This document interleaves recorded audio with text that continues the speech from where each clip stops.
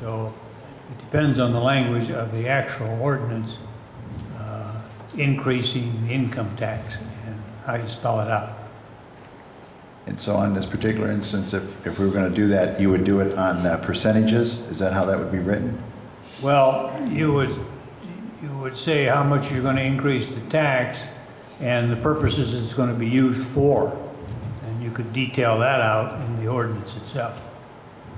And then what would actually show on the ballot is you can put the language subject to approval by the Secretary of State, which basically you say an increase in the city income tax of X percentage for the purpose of, and you could say general fund to be used specifically for.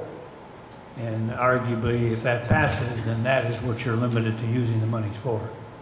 And so you can, through you, Mr. Chairman, can you also then restrict the current funding? And what I'm referring to, we tend to create funding and then we rob Peter to pay Paul. So that funding that's on the ballot, whether it be 1.5 million, let's say, or whatever the case may be for the police department, then all of a sudden we're depleting that, and I know it happens, we deplete that amount out of the general fund for the following year.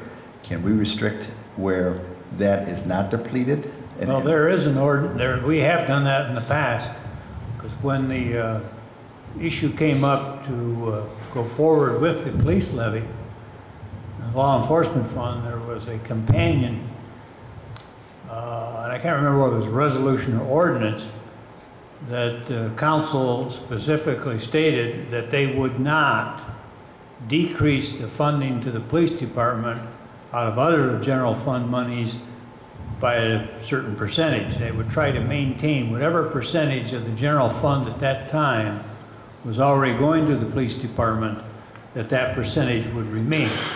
Because the police specifically said, well, okay, you want us to support this, don't use it to cut our funding by putting this money in and then taking it out of the general fund, so the net result is there's no gain to the police department. So there is an ordinance to that effect. I can't remember if it's a resolution or ordinance, but we did that at the time. Now that wouldn't necessarily be the ordinance enacting the increase in income tax, but it would be a separate ordinance that council, if they so choose to pass, could pass. And as long as it's in the books, then that's what you would go by. If I may, Mr. Chairman, to help with that. You know, Mr. Gibbs brought up a couple good points there.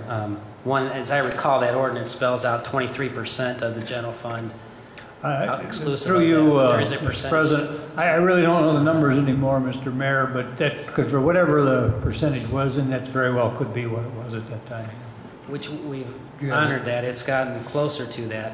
But you raised, Mr. Gibbs, a good point in that these numbers are based on an estimate. The dollar amounts, you know, 100,000 here, 200,000 there, et cetera, are based on a relative weight of the overall fund. So it would clearly be necessary to spell this out as a percentage of the whole, because the income, all these are variable revenue streams that would fluctuate as incomes go up or down in the city. So we would want to, in a compatible resolution, state that these various line items, streets, for example, that shows as 1.1 million out of 3 million, that would be 34% of that revenue item, regardless of whether it goes up or down.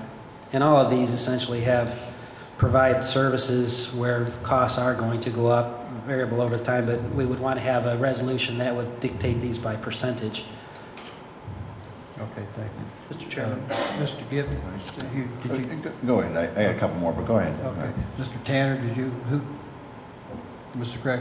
I was along those lines. Were these estimates that came up with the 1 mil property tax and the tax credit reduction and the 0.25% income tax? Were those numbers based on the projections for 2009, or are these from the actual income we received in 2008? Thank you, Mr. President.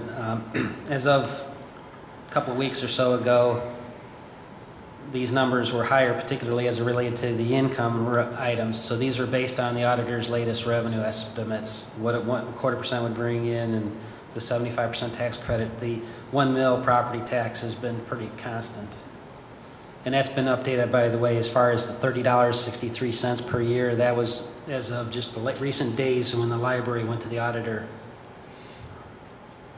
And then, again, following up on Mr. Gibbs's question, as far as the existing percentage, we've got the special levy for the police department right now that we're talking about changing from making 3/4 permanent to replace a 0.5% temporary.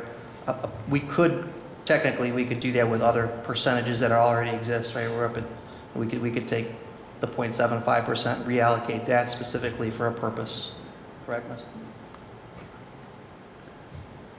You could, by resolution or ordinance, allocate it. I mean, the actual, what tax we already have, if it's like the police levy, if you're going to change that, that would have to go back to the voters. But the 1%, I mean, that's currently for general purposes, and have to see what the ordinance specifies it is. But if it's enacted on the basis of a specific purpose, that would stay unless the voters did otherwise. But if you are going to allocate some of these funds specifically to certain areas, you can do that by ordinance, because we've already done that.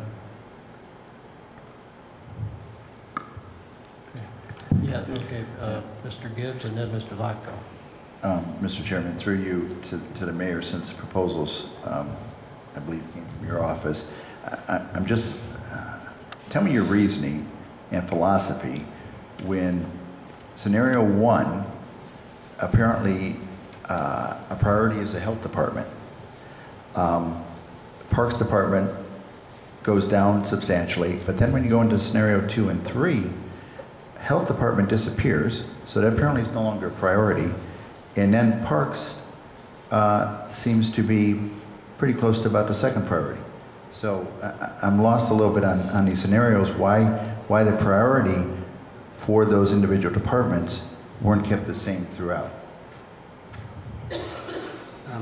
Through you, Mr. President. The reason why the health department was singled out was to look at the City of Elyria's revenue streams as it compares to our neighboring communities. Our neighboring communities, with the exception of Lorraine, Avon Lake to an extent, who have their own, Elyria and Lorraine have our own health district. Avon Lake contracts their minimal health services with City of Lorraine's health district. Everywhere else pays into the county's 1 mil property tax. So this was, as far as our city revenues and liabilities are concerned, we spend in the neighborhood of $700,000 a year out of our general fund toward public health, whereas virtually everywhere else in the county, public health is provided through residential and commercial real estate taxes. So that's why that was singled out. But in this scenario, the monies that were currently going into the department, they would only get about $200,000 to maybe $300,000 of new money in this scenario. While it generates $1 million, they would get that. They're presently getting $700,000 or so out of the city's funds. So in scenario 1, the health levies, you see that $700,000 was reprogrammed, $400,000 toward the central maintenance facility, $300,000 toward the police department. So they were only getting a couple $300,000 of new money in that scenario. So that was reduced in the others. As it relates to the other scenarios, the priorities were given, the slightly highest priority was given in terms of financing was to the police department at $1,150,000. Right behind it at $1.1 million was the street department. Then parks at $750,000, central maintenance at $400,000, fire at $250,000, and then near the bottom downtown was $500,000. So that's the relative weight of importance, and I think you'll find, generally speaking, that next scenario is pretty close to relative weighting scenario 3 as was in scenario 2.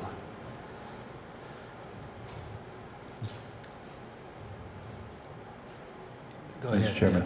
Yeah, I mean, we seem to always, it's easy to go back to the voters in regards to it. I want to throw out, and whether you like it or not, but I don't know if all scenarios have been explored, and that is when you talk about the health department, of about us with our health department partnering with the county health department as a possibility, scaling back some of the programs in regards to that, but duplication with the county health department. I know we've got a number of parks people here. You might not want to hear it, but maybe this is a time that, we always talk about Cascade Park and Crown Jewel. Maybe at this time, maybe we should sell it, but at the very least, maybe lease it. And that is, maybe we should be partnering with the metro parks and possibly with Cascade, with some of our other facilities, possibly with programs with Elyria County Metro Parks. So that's just some ideas. Yeah. Throw them out. Maybe you might think they're far-fetched, but I think they could be a possibility to explore.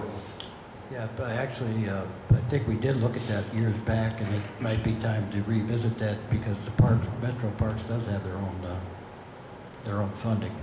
They do have a balance. So.